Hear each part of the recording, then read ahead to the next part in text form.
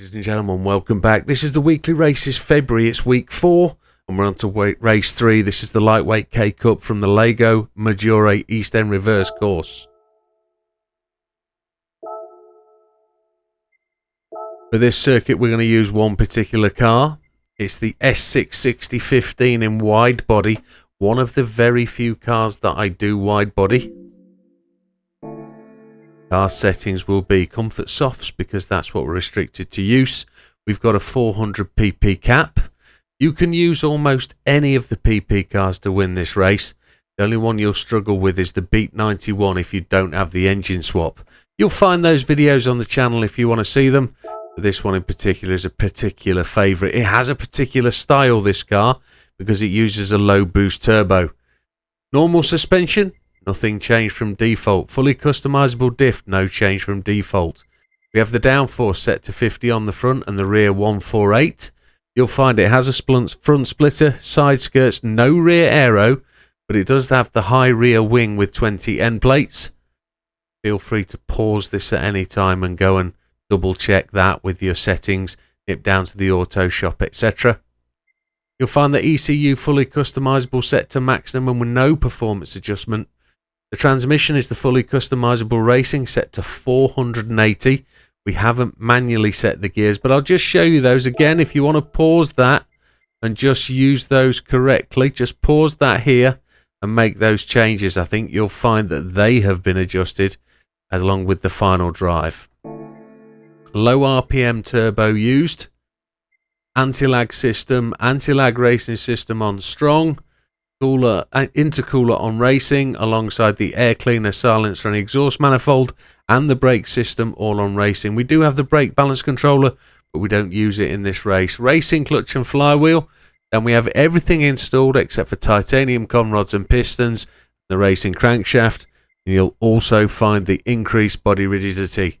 A very quick discussion about the gear change and how we drive this car. If you drive it like a normal car, you will find it'll be very difficult to control and get the power out of the car. So if you rev it out, you'll find it would just be very slow and won't get where you need to.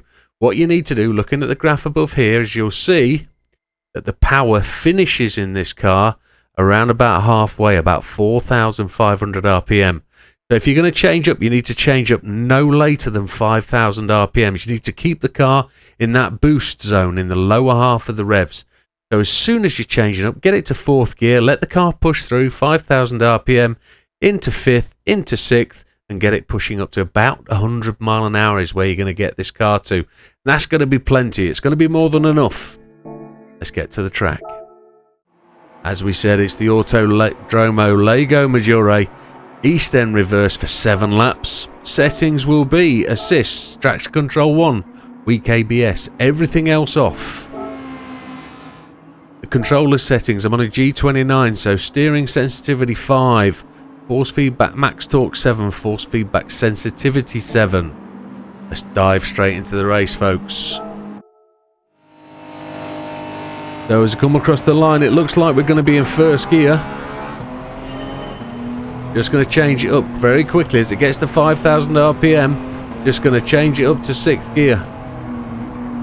Hopefully getting lap times down into the 50s, 60s is where we want to be.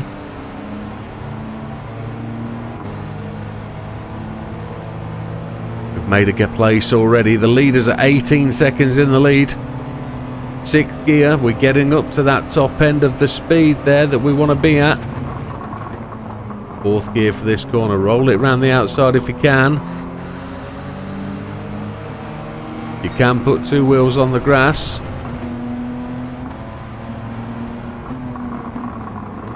Brake as you crest the top of the hill.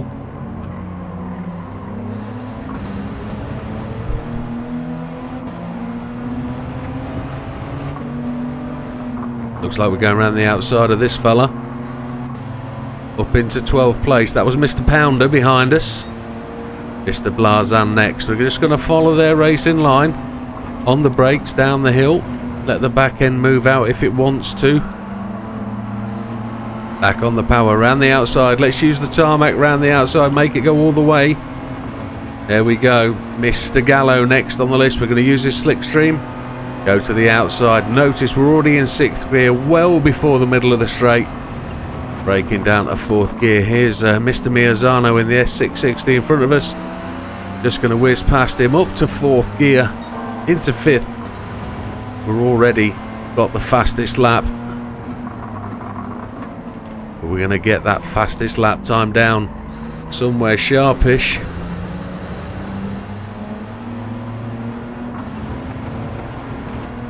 Been overtaken around the outside. As soon as we get a free chance, we'll get a clear track and we'll start to put some decent times in. A 58 as we move up to 6th place. Chasing down Mr. Fraga now. Get him on the inside. Past Mr. Kevelam next. That's us into 4th. So next pace is a podium position. Middle of lap 3. We're only 3.5 seconds behind the leaders. We didn't get to 6th gear that time. We could hear the engine revving.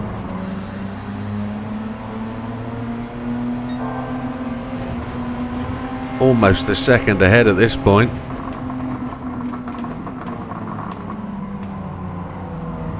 The reason we choose this car for this race is because it's actually available in Brand Central and you just go and buy it. You don't need to wait for it to come up in any of the marketplaces. It's available there with Honda. It's relatively cheap. This tune will amaze you actually for what it is. It makes this car extremely capable, and that's us in 1st place. Now the challenge is to get lap times into the 56s if we can, and start to lap cars. Keep trying to set personal bests. See if we can seriously improve. Trying to perfect the lap time as we go over the hill, brake over the crest, straight line. Give yourself the room to open the corner up, so allow your acceleration. Put those white dots between your wheels. Keep yourself within bounds. You don't want to attract any penalties. 57.2. That's an improvement. I keep the speed high around there. Back on the gas when we can.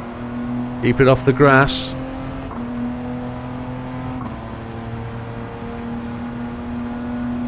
We lost 0.3 of a second on that lap. See if we can do better this time round. Got it close to that orange sausage. Drag the back end round. We're up again.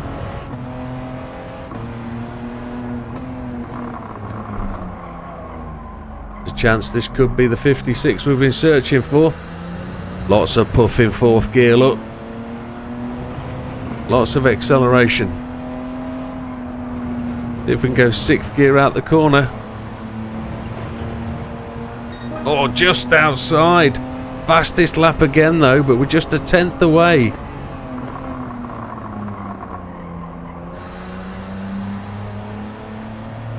(5,000 RPM, halfway up the reg range. You don't even see it on the gear change indicator. 11 seconds in the lead. Doesn't look like we're going to catch anybody yet on the old laps. The field seemed to be a bit quicker this time round. I do race these races quite often.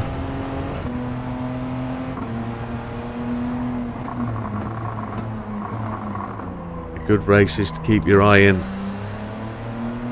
If you're looking for a disciplined drive, one that is unusual, and it just gives you that little bit of confidence that you can drive it isn't really a twitchy car, it's quite stable. But if you want to drive an unusual setup and you want to just train your ability to remember not to get carried away with gear changes. So we're on the final lap. We can see the pack up ahead. I really don't think we're going to catch him. 17 seconds ahead. There's so much difference between the races that I actually did this 3 minutes ago but forgot to save the video. So we actually lapped 2 cars in that race, and we weren't as far ahead as the cars behind us. See, we're 19 seconds ahead of the second place car.